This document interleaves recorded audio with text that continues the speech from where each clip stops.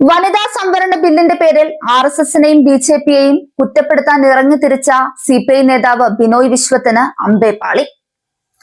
RSSൽ എന്തുകൊണ്ട് സ്ത്രീകൾക്ക് അംഗത്വം നൽകുന്നില്ലെന്ന ബിനോയ് വിശ്വത്തിന്റെ പരിഹാസത്തിന് വസ്തുതകൾ നിരത്തി ശശികല ടീച്ചർ എന്തായാലും മറുപടി കൊടുത്തിട്ടുണ്ട്. RSSനെയും BJPയെയും വിമർശിക്കാൻ ഇറങ്ങി പുറപ്പെടുന്നതിന് മുൻപ് അതിനെക്കുറിച്ച് ബേസിക് നോളജ് എങ്കിലും വേണമെന്നാണ് ബിനോയ് വിശ്വത്തോട് ശശികലയ്ക്ക് പറയാനുള്ളത്. രാഷ്ട്ര സേവക സമിതി എന്നാൽ എന്തെന്ന് പഠിച്ചിട്ട് വരാൻ ബിനോയിയോട് ആവശ്യപ്പെട്ട ടീച്ചർ വിവരമില്ലാത്ത അന്തം കമ്മികൾ 10 വട്ടം ഇമ്പോസിഷൻ എഴുതി പഠിച്ചിട്ട് വേണം ക്ലാസ്സിൽ കയറാനെന്നും പരിഹസിക്കുന്നുണ്ട്. കമ്മിയാണല്ലോ, അന്തം ബഹുത്ത് കമ്മി ഹേ എന്നാണ് ടീച്ചർ കൊടുക്കുന്ന മറുപടി. ദേശപ്രസ്ഥാനങ്ങളെ കുറിച്ച് യാതൊരു ധാരണയുമില്ലാതെ പ്രസ്താവനകൾ ഇറക്കുന്ന ബിനോയ് വിശ്വവും കൂട്ടരും സ്വന്തം പാർട്ടിക്കുള്ളിലെ സ്ത്രീ വിരുദ്ധത ആദ്യം ചർച്ച ചെയ്യണമെന്ന ആവശ്യവും BJP ഉയർത്തുന്നുണ്ട്.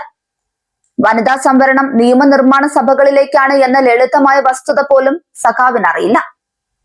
അവിടെ മത്സരിക്കേണ്ടത് രാഷ്ട്രീയ പാർട്ടികളാണ്. RSS ഒരു രാഷ്ട്രീയ പാർട്ടിയല്ല എന്ന സത്യം പോലും മറച്ചുവെച്ച് ജനങ്ങളെ തെറ്റിദ്ധരിപ്പിക്കാനാണ് ഇടതുപക്ഷം ശ്രമിക്കുന്നത്. 100% സീറ്റും വനിതകൾക്കായാലും BJPയിലും സംഘപരിവാറിലും മത്സരിക്കാൻ ചുണക്കുട്ടികളായ പെൺകരുത്തുണ്ടെന്ന് ശശികല ടീച്ചർ ഓർമ്മിപ്പിക്കുന്നുണ്ട്. സ്വന്തം പാർട്ടിയിൽ ഒരു വനിതാ നേതാവിനെ പോലും വളർത്താൻ അനുവദിക്കാത്ത CPMഉം CPIയുമാണ് ലോകം കണ്ട ഏറ്റവും വലിയ സ്ത്രീ വിരുദ്ധ പാർട്ടികൾ.